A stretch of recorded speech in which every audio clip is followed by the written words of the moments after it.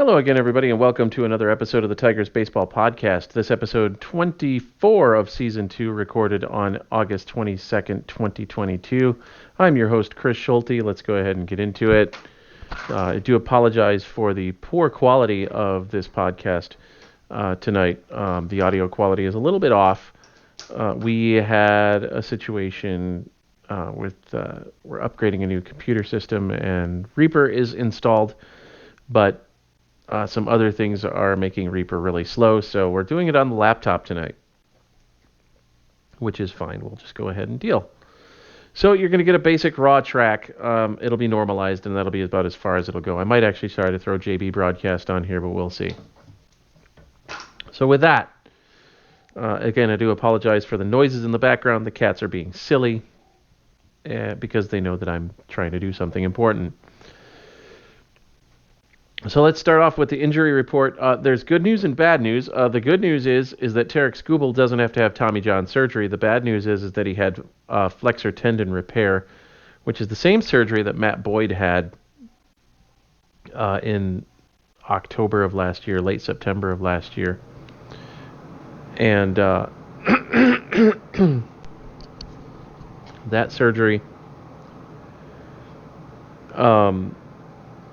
Well, Matt Boyd is still rehabbing. He just started rehabbing in Seattle's AAA affiliate in Tacoma earlier this month. So, 11 months for him. I don't expect Tarik Skubal to take that long because he has dealt with this kind of an injury before. Granted, Tommy John is a whole different monster, but it's a lot bigger of a monster. And so he knows how to rehab from an arm injury like this.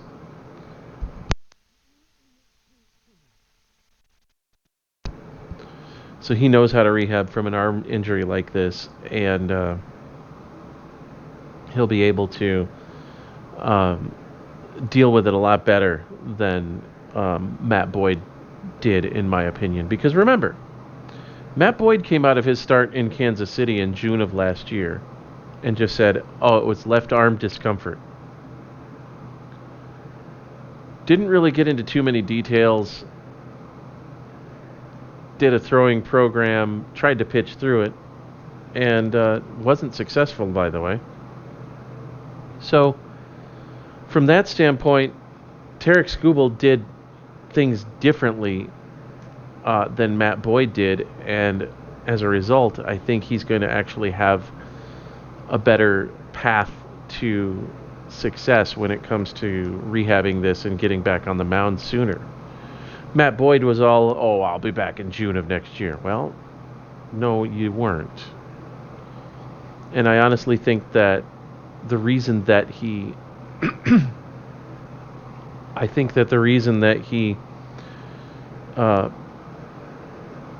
didn't come back sooner than, or the reason that he didn't have the surgery sooner is because he was in an arbitration year and he didn't want to have to deal with the possibilities that were involved with that. Although Alavila ended up non-tendering him anyway. So, that is that. Now, as far as it goes, look, the Tigers can handle this. And they will handle it. It's just a matter of who does what, who steps up and who steps up when. Bo Brisky's pitched well this year. He's on the injured list right now, but, he's pitched well this year. Alex Faedo pitched well until he had hip surgery. Casey Mize will be coming back next year. Spencer Turnbull will be coming back next year. Joey Wentz already has a couple of starts under his belt.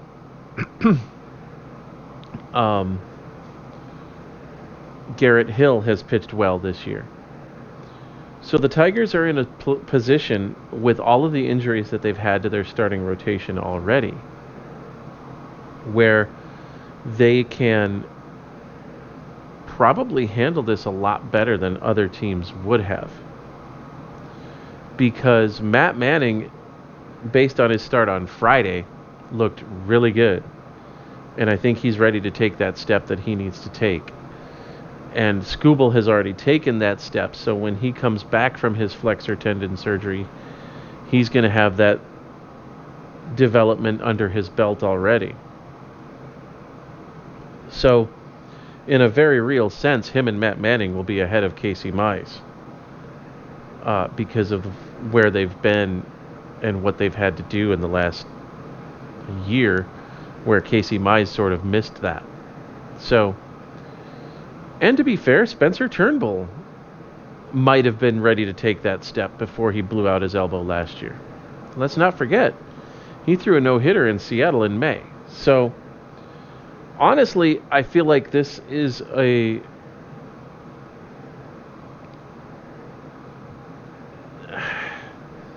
it still sucks. The injury still sucks. We wish that Tarik was actually out there pitching, like tomorrow. But fact of the matter is, it's not Tommy John. Could be worse. And so we will have all of our hopes pinned on that start or that situation next year and see what happens. So Austin Meadows was up in Detroit doing some baseball activities, running, lifting, things like that. He had done a rehab assignment in Toledo earlier. They wanted to test him, do some tests and see how he was doing. He'll probably go back to Toledo this week and come up. My guess is they've got a homestand, does Toledo tomorrow. They've got a 6-game homestand tomorrow. Detroit finishes their short 5-game homestand tomorrow and Wednesday, and then they go on the road for 3 before coming back next week. So my thought process is you'll see Austin Meadows activated from the injured list probably on Wednesday, the 1st of September, if not Monday or Tuesday, no later than next Wednesday.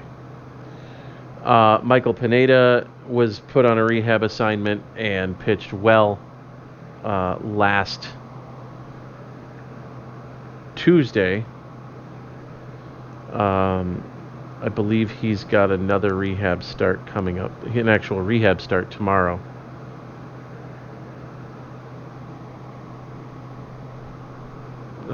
I didn't hear anything about yesterday. So I'm thinking he's got another rehab start tomorrow. He will probably come back with the team next week as well. Because let's not forget, if he pitches tomorrow, then he's got another start on Sunday. And then he could pitch in the big leagues with the big club on Friday of next week. So I didn't see anything that said that he had pitched yesterday. Now, Eduardo Rodriguez pitched on Tuesday and then came up and pitched yesterday with the big club. Michael Pineda actually pitched 2 2/3 innings in relief of Eduardo Rodriguez last week. So I don't know what they plan to do with him for a start. But they need to get him back into that situation. So he'll probably have a couple of rehab starts in Toledo and then be back with the big club next week. So your rotation is probably going to end up looking like Rodriguez, Manning, Pineda, Norris, Alexander. They're actually, because of days off, they've got a day off today, they got a day off on Thursday. Because of days off, they actually they are going with a 4-man rotation, so they're going Rodriguez, Norris, Alexander, and Manning for the next few, and then you'll probably see Pineda come up and fill a spot in the rotation early next month. So, with all of that being said, Detroit is 70, or I wish. Detroit is 47 and 76. I wish it was the other way around. That would be nice. 123 games into the season. There's 49 games left. 39 games left. Sorry. Which means in order to avoid a losing season, they have to go 34-5 over the next 39 games. I don't see that happening. So, we're just waiting for when the 82nd loss occurs and we can write off this season as a loser. Now, with all that being said, they're at 47 wins. If they win 16 of their next 39, they can avoid being a 100-loss team. And the way they've played over the last week, I could see that happening. But I don't know. I honestly can't put a record on this team right now. I won't be able to do that until the end of the year. And I know that's kind of a crappy thing to say. This team could lose 100 games. You know, they've only got to look, like I said, they only need to win 16 of their next 39 in order to avoid that. But this is probably a 90-loss team. So they've got 47 wins right now. If they play above 500 over the next 39 games. So if they go 20-19, that puts them at 67-92. Sorry, 67-95.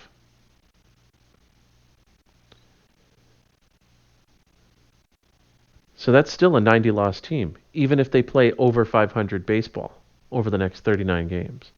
And I don't see this team doing that. The thing that really gets me is the fact that this team can do that. They just haven't been able to put things together to be able to do that. I don't see this team winning 34 of the next 39 games. That's just not possible. It's not happening. I don't see this team winning 30 of the next 39 games. 20? Yeah, they could do that. They have the ability, as evidenced by the way they played against LA this weekend and Cleveland. Outside of the loss in Game 1 of the doubleheader last Monday, the next 3 games against Cleveland, Cleveland didn't want any part of Detroit. They played them tough. Yes, they scored 6 runs in the bottom of the 8th on Wednesday. Detroit lost that game 8-4 after having a 4-2 lead. At one point, they had a 4-1 lead. But the second game of that doubleheader and then that Tuesday game, Detroit absolutely outplayed Cleveland. And for most of Game 4 in that series, Detroit absolutely outplayed Cleveland. Detroit had a chance to be 10-9 against Cleveland, a team that at one point had a 20-game winning streak against the Tigers. That's improvement, folks. This team is playing better baseball.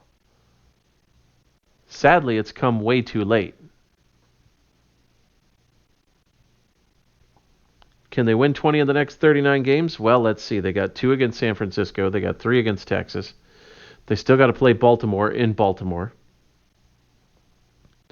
They've still got to play the Angels in LA. They got to play the Mariners in Detroit and in Seattle. They got to play Houston in Detroit.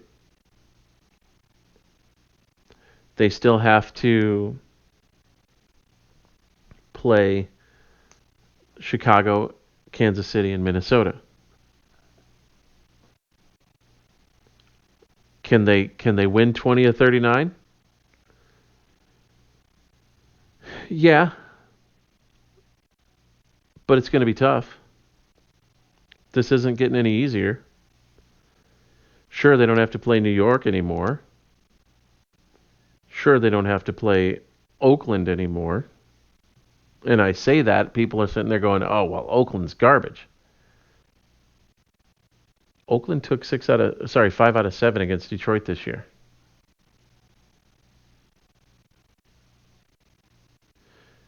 They haven't played well against Kansas City. They haven't played well against Minnesota. They have won 3 games against the Chicago White Sox this year. 3 games. 3 of the first 9. So they got 10 more to go against Chicago. They've still got Kansas City, a team that they've won 2 games against.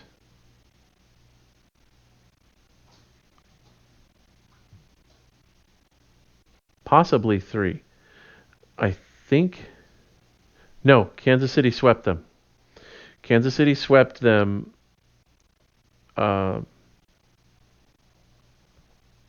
when they came back home after the All-Star game. Or not the All-Star game. Just before the All-Star game, the All-Star break.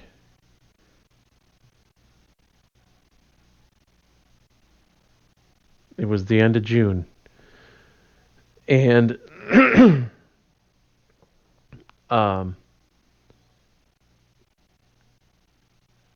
they had 3 against Kansas City, 4 against Cleveland, and then they had 4 against Chicago.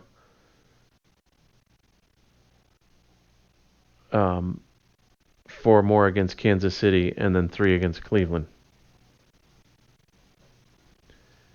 And actually, I think it was 4 against Cleveland. Yeah, it was. Because they didn't have a day off until the All-Star break, and then, of course, they only had 2 days off for that. So they lost 3, won 6 in a row, lost 2 to Kansas, or lost 4 in a row, won 1, lost the other one, or lost the next 4, and then that last game of the series against Cleveland was rained out, and they made that up in a doubleheader last week. So they have won 3 games against Kansas City. 3 out of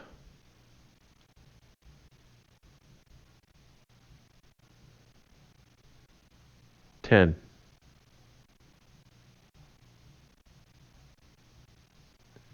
So they've still got 9 against Kansas City. They've still got 9 against Chicago. They've still got Minnesota. They've still got Baltimore. Baltimore's no... Look, Detroit swept Baltimore in Detroit, and then Baltimore has gone and clawed their way back into the wild card race, and they're actually above 500.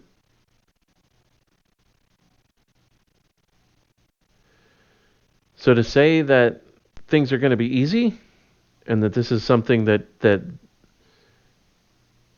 is going to be easy to handle, to finish the season with a 20, the next 39 games to go above 500, and those next 39 games to go 20-19. I don't know.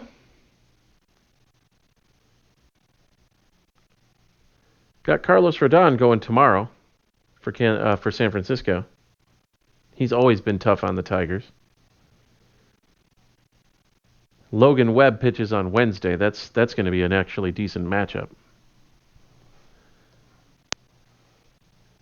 But at the end of the day, Detroit has a lot of work ahead of it.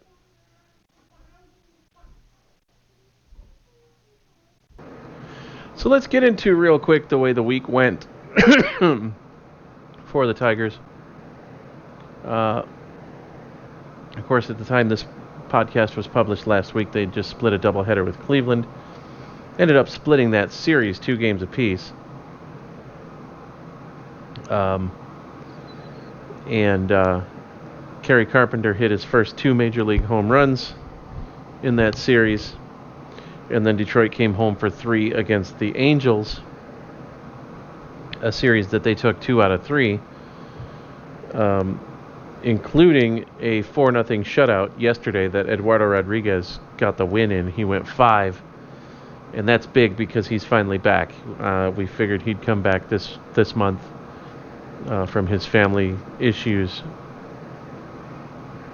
and it appears he has. So he pitched well yesterday, and Riley Green absolutely torched Shohei Ohtani. The first pitch that he ever saw from Ohtani, he hit for 448. He hit 448 feet for a leadoff home run. So, not a bad way to get your career started against one of the best pitchers on the planet. So, Detroit looked good in the last 7 games. I mean, yes, they absolutely spit the bit on Wednesday, but I'm going to take the long view of that game and say, you know what, that was 1 inning. Really, that was just one bad inning in that whole game that cost them. So there is that. Jonathan Scope is day to day. He injured his ankle in a play at the plate on Saturday, and he's day to day. AJ Hinch said he'll wait until tomorrow to make any decision on him. So with that, we are good for the week. I promise better audio next week and a much better podcast. So with that, if you want to get in touch with the show, you can at Podcast Tigers on Twitter.